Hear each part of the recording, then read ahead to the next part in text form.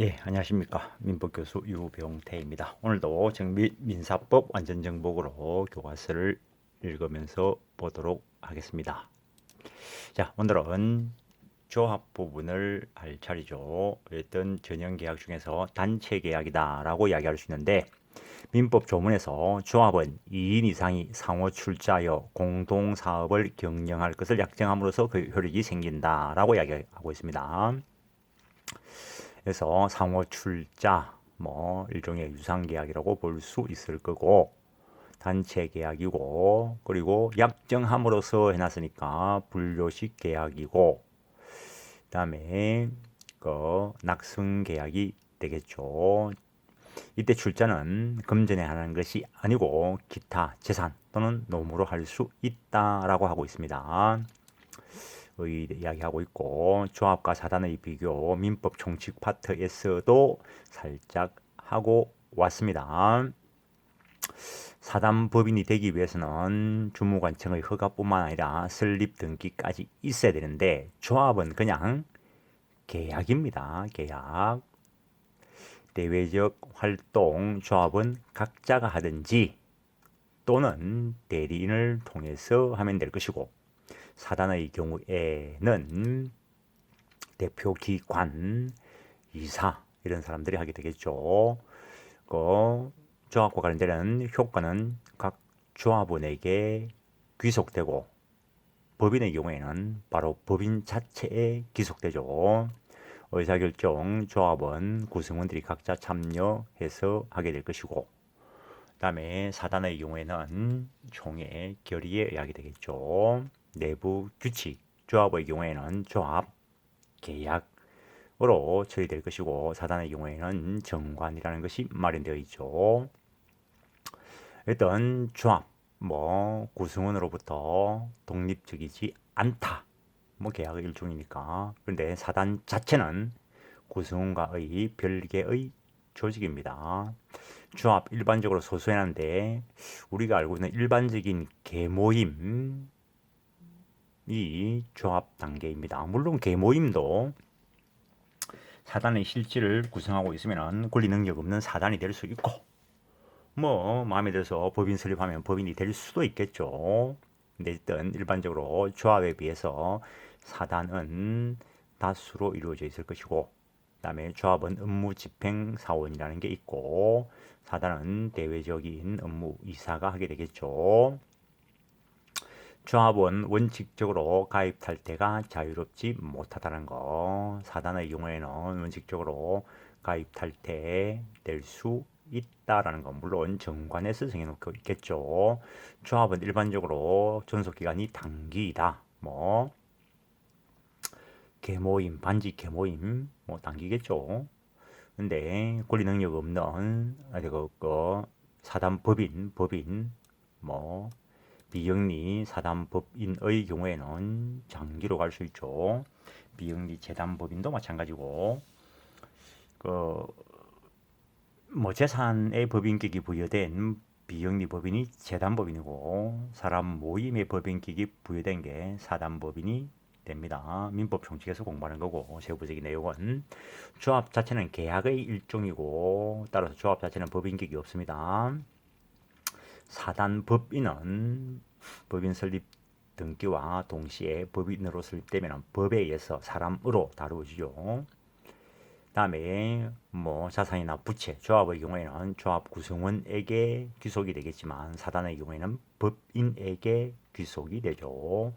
이 판례는 앞에서도 본 적이 있습니다. 민법 총칙에서 조합 계약 다시 한번 해놓은 것이고 계약으로 보는 것이 일반적인 입장이다라는 거 살짝 한번 보시죠. 이런 것들 동시행항변권 적용 여부, 그다음에 위험 부담 적용 여부, 그다음에 조합 계약에 대해서는 이미 탈퇴, 제명, 해산 청구의 규정은 해제, 해지의 특징으로 성격을 가지므로 조합 계약에는 해제, 해지의 규정이 적용되지 않는다는 거.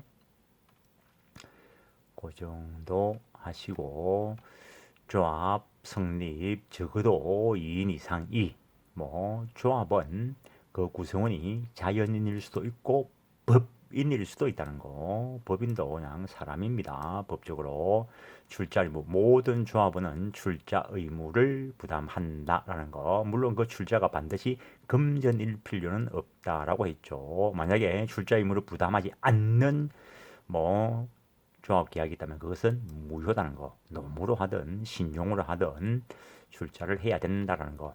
그 다음에 공동 사업 경영을 목적으로 한다는 거. 그래서 부동산 공동 매수인들이 전매 차익을 얻으려는 공동의 목적을 달성하기 위해 상호 협력한 것에 불구하고 이를 넘어서 공동 사업을 경영할 목적이 있었다고 인정되지 않는 경우라면 그냥 전매 차익, 이익 얻는 게 공동 목적일 뿐이고 공동 사업을 경영할 목적이 없다면은 이거는 단순한 공유 관계에 불과할 뿐이고 여기서 말하는 조합이 아니라는 거. 그래서 이런 것들 잘못 계약을 체결하면은 낭패를 보는 수가 있습니다. 그러니까 이런 판례가 있겠죠. 그다음에 조합계약의 하자, 조합계약 당사자 일부가 무능력이나 의사표시의 하자가 있는 경우에 원칙적으로 일부 무효의 법리가 적용된다라는 거. 일부 무효의 법리가 적용된다면 법률행위 내용의 일부가 무효일 때는 그 원칙은 전부 무효가 원칙입니다. 그러나 나머지 조합원만으로 조합을 존속할 의사가 인정되는 경우라면은 그들 사이에서는 유효하다는 거. 137조 조문 한번 읽어보시면 되겠습니다. 공동출원에 의한 공동광업권 설정이라든가 신탁법 적용받는 경우에서 수탁자가 여러 명 있는 경우에 신탁, 그다음에 상법이 정하는 선박 공유 관계 이런 것들은 법적으로 당연 조합 관계로 처리한다는 거. 과거의 판례가 유효한 명의 신탁에 있어서 수탁자가 여러 명인 경우에는 공유 관계로 본다는 판례가 있습니다. 그래서 여기서 신탁 이거는 그 신탁법이라는 게 별도로 존재합니다. 그 신탁법 적용을 받는 신탁에 있어서 수탁자가 여러 명 있는 경우에 신탁 재산은 조합 관계다라는 게 신탁법에 있습니다. 조합의 법률 관계, 대내 관계, 각 조합원 그 업무 집행권 관련되어 있는데 조합의 의사결정은 조합은 과반수로 한다는 거. 통상 사무는 각 조합원 또는 각 업무 집행자가 행한다는 거. 이거 다 법조문에 있습니다. 그 정도 하시고 성관주의 의무가 있다는 거. 일부 조합원을 업무 집행자로 정한 경우 업무 집행자가 여러 명 있을 때에는 과반수의 결정에 의하고 통상 사무는 각 업무 집행자 단독으로 집행한다라는 것. 그래서 이것과 관련돼서 물권법 쪽에 있는 합의관계와 관련돼서 약간 저촉되는 부분이 있습니다. 조합원의 지위, 업무 집행자의 지위. 업무 집행자는 수임인과 달라 그 지위가 보장되고 정당한 사유 없으면 사임하지 못하고 다른 조합은 전원의 일치가 없이는 해임하지 못한다. 이런 규정이 있습니다. 물론 계약법에 있는 규정이기 때문에 이미 규정이다라고 봐야 됩니다. 달리 정할 수는 있을 것이고 기타 조합원의 지위, 각 조합원은 언제든지 조합의 업무 및 재산 상태를 검사할 수 있다라는 거. 제3자에게 업무 집행을 위임한 경우 업무 집행 조합원에 의한 사무의 집행에 대해서는 위임에 관한 규정이 준용된다라는 것. 그 정도 하시고 조합의 대외관계, 조합 대리권, 업무 집행 조합원이 없는 경우 각 조합원은 각자 단독으로 조합 목적을 달성하는 데 필요한 범위 내에서 모든 조합원을 대리할 권한이 있는 것으로 추정한다라고 되어 있고 업무 집행 조합원이 있는 경우 그 업무 집행 조합원이 조합 목적 달성에 필요한 범위에서 조합을 위하여 모든 행위를 할 수 있는 대리권이 있는 것으로 추정한다는 것. 당연히 임의 규정이고 그 정도 하겠습니다. 조합의 소송상 능력, 조합 자체는 그냥 계약 관계이기 때문에 소송상 당사자 능력 없습니다. 그래서 조합원 전원이 공동으로 소송 당사자가 되거나 선정 당사자 제도를 이용해야 된다는 거. 다음 소송 대리인 업무 집행조합원이 정해진 경우에는 조합 재산에 관한 소송에 관하여 조합원으로부터 임의적으로 손속 신탁을 받아 자기 이름으로 소송 행위를 하는 것은 허용된다라는 판례가 있습니다.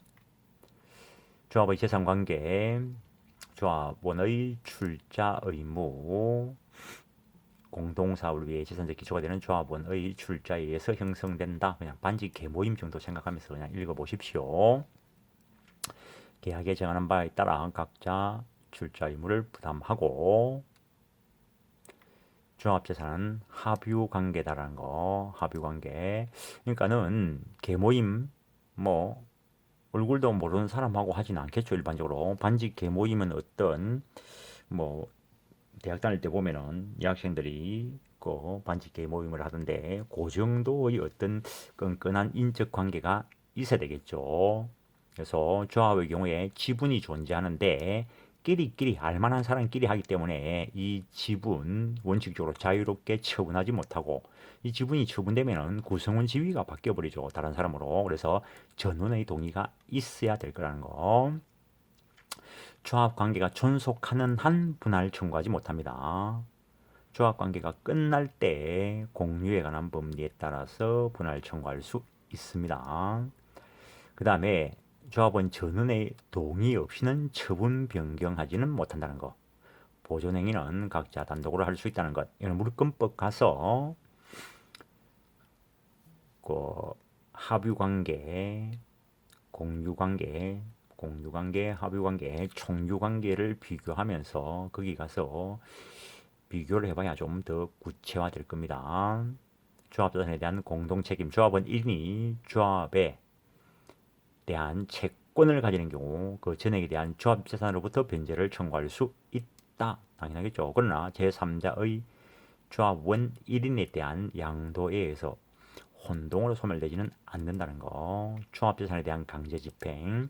민법상 조합채권은 조합원 전원에게 합유적으로 귀속하는 것이어서 특별한 사정이 없는 한 조합원 중 1인에 대한 채권으로서 그 조합원 개인을 집행채무자로 하여 조합채권에 대해서 강제 집행할 수 없다. 당연한 이야기죠. 조합 구성원 1인에 대한 채권으로 조합 재산에 대해서 강제 집행할 수 없고 당연한 이야기이고, 조합 업무를 집행할 권한을 수여받은 업무집행조합원은 조합재산에 대하여 조합원으로부터 임의적 소송 신탁을 받아 자기 이름으로 소송을 수행할 수 있다. 앞에서도 본 판례입니다. 조합이 손해배상 청구권을 취득하는 경우, 자, 한번 읽어보시죠. 조합원 개인 재산에 의한 책임, 조합재산에 의해서 공동 책임과 각 조합원 개인 책임의 병존적 책임이 성립하는데, 조합원 개인 책임의 성질, 조합재산에 대한 조합원의 공동 책임은 채무 있는 책임이나 조합원 개인 책임은 채무 없는 책임이라고 본다는 것. 각 조합원의 조합계약에서 정해진 손실부담 비율로 책임을 부담한다는 거. 그 손실부담 비율을 알지 못한 경우에는 균등한 비율로 변제를 청구할 수 있다. 조문이 그렇게 정하고 있습니다. 변제 자력이 없는 자가 있으면 그 부분은 다른 자력이 있는 조합원이 균등하게 변제하여야 한다는 것. 각 조합원은 그 분담액에 관하여 무한 책임을 지고 조합의 해산 탈퇴 후에도 그 전에 생겼던 책임은 소멸하지 않는다는 것. 그 정도 하시고, 손익분배, 조합의 사업으로 생기는 이익과 손실은 각 조합원에게 돌아가는데 여기서 조합의 운용으로 인한 손익은 언제 어떤 비율로 분배하는가가 문제가 되는데, 약정이 있으면 약정에 따라서 하면 되고, 약정이 없는 경우에는 분배 비율을 정한 때는 그 비율은 양자의 공통한 것을 추정한다. 이 조문에 따라서 정하는 것이고, 그 비율의 정함이 없는 경우에는 출자 가액에 비례하여 정해진다라는 거. 그래서 노무 출자할 경우에도 그 가액이 어느 정도 될 것인가 이런 것들이 추산될 수 있어야 합니다. 조합원의 지위 변동, 뭐 탈퇴할 수가 있고, 조합원이 탈퇴하려고 하면은 다른 조합원 전원에 대한 의사 표시로 하여야 한다라는 거. 이미 탈퇴 조합 계약으로 조합의 존속기간을 정하지 아니하거나 조합원의 종신까지 존속할 것을 정한 때에는 각 조합원은 언제든지 탈퇴할 수 있다. 그래서 종신까지 존속할 것을 약정한다고 해서 종신이 되는 게 아니라는 거죠. 언제든지 탈퇴할 수 있다. 그 다음에 그러나 부득이한 사유 없이 조합의 불리한 시기에는 탈퇴하지 못한다라고 되어 있고 존속 기간을 정한 때에도 부득이한 사유가 있으면 탈퇴할 수 있다라고 정하고 있습니다. 그 정도 하시고 비임의 탈퇴 사망하면은 탈퇴한 것으로 처리가 되고 그 조합 재산은 인적 결합 관계 때문에 조합원이 사망하더라도 원칙적으로 상속이 되지 않습니다.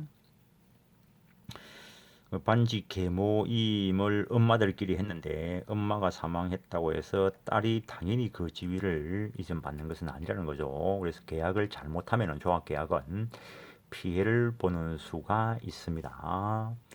파산도 이미 탈퇴 사유로 돼 있고 그다음에 승nhân 후견 개시 결정을 받으면은 탈퇴되고 제명에 의해서 탈퇴될 수도 있다라는 것. 그래서 달리 약정한 바가 없으면 조합원 지위는 상속인에게 승계되지 않는다. 반대로 읽으면 달리 약정한 바가 있으면 승계될 수 있다라는 거죠. 앞에서도 말씀드렸다시피 조합 규정은 임의 규정이다라고 했습니다. 그 정도 하시고 탈퇴의 경우 잔존 조합원 각자 지분에 따라 분배 기속한다라는 거. 그래서 달리 약정한 바가 없으면 조합원 1인이 탈퇴가 되어버리면 탈퇴, 사망도 여기 들어있죠. 사망에 의해서라도 탈퇴되어 버리면 달리 정한 바가 없으면 잔존 조합원 각자 지분에 따라 분배 기속하는 게 원칙이라는 거죠. 상속이 안 되고. 그래서 조합 계약을 뭣도 모르고 했다가는 재산을 날리는 수가 있다는 겁니다. 물론 그 이후에 다른 방법으로 처리되어야 될 것이 있지만 논의가 있는 부분이기 때문에 더 이상은 말하지 않습니다. 그 정도 하시고 달리 정하지 않는 원칙적으로 상속되지 않는다 됐고 지위양도 결국에는 조합은 지위양도라는 것은 조합 합유 지분 이전과 함께 일어나겠죠. 이 경우에도 뭐 약정이 있으면 그 약정에 따르겠지만 그런 약정이 없으면은 전원의 동의가 있어야 할 것이라는 거. 모든 조합은 합의 가입 이것도 전원의 합의가 있어야 될 것이고 조합 해산 사유 목적 사업이 성공했거나 반지 계모임 반지 다 받아서 그럼 끝나겠죠 뭐. 또는 할 수 없거나 그다음에 전원의 합의에 의해서 해산시킬 수도 있고 조합 계약에서 정해둔 해산 사유가 발생할 수도 있겠죠. 부득이한 사유로 인한 해산 청구 규정도 있고 그 정도 하겠습니다. 청산은 총조합원 공동으로 또는 조합원이 스님한 자가 일을 하게 된다라는 것. 조합원 시험에서는 크게 문제 안 되는데 실제 거래계에서는 대부분 합의로 넘어가는데 간혹 소송화하는 수가 있습니다. 그 소송화되는 게 공유인지 합유인지 불분명할 경우에 특히 일어납니다. 종신정기금 계약, 이건 뭐 오늘날 사문화되었다라고 이야기하는데 그래서 뭐 교수님들께서 이거 폐지해야 된다라고 하는데 일단 민법은 기본을 정해놓는 것이니까 뭐 폐지까지 할 필요는 없겠죠. 종신정기금 계약은 당사 1방이 자기 또는 상대방 또는 제3자의 종신 죽을 때까지 정기로 금전 기타 물건을 상대방 또는 제3자에게 지급할 것을 약정함으로써 효력이 생긴다라는 것. 낙성 불료식 계약이고 공짜로 주기로 하면 무상일 거고 뭐 대가를 받고 주기로 하면 유상일 수도 있겠죠. 국민연금 그것도 뭐 일종의 종신정기금 계약이라고 볼 수 있겠죠. 그런데 국민연금 같은 경우에는 본인이 부담하는 것이 있고 일정 기간이 지나면은 사망 시까지 지급되니까 유상 종신정기금 계약이지만 민법에 있는 이 규정이 적용되지 않고 특별법인 국민연금법이 적용되겠죠. 그래서 이와 관련되는 특별법들이 다 마련되어 있기 때문에 종신증기금 계약 오늘날 사문화되었다 이런 평가를 받는다는 겁니다. 증기금의 지급 시기 매기간 경과 후 뭐 지급한다 뭐 이런 거고, 해제 증기금 채무자가 증기금 원본을 받지 아니한 경우 증기금 채권자의 해제 가능 손해 있으면 손해배상 청구할 수 있고, 좀 정리해 놓은 것이고, 종신증기금 계약의 소멸, 종신증기금 계약은 특정인의 사망으로 소멸하지만 그 사망이 증기금 채무자의 책임 있는 사유로 인한 때는 법원은 증기금 채권자 또는 그 상속인의 청구에 하여 상당한 기간 채권 존속을 선고할 수 있다라는 거. 그래서 이번 시간은 종신증기금까지 그냥 살펴본 것으로 하겠습니다. 그래서 다음 시간에 화해부터 보도록 하겠습니다. 오늘은 여기까지 하겠습니다. 예, 수고하셨습니다.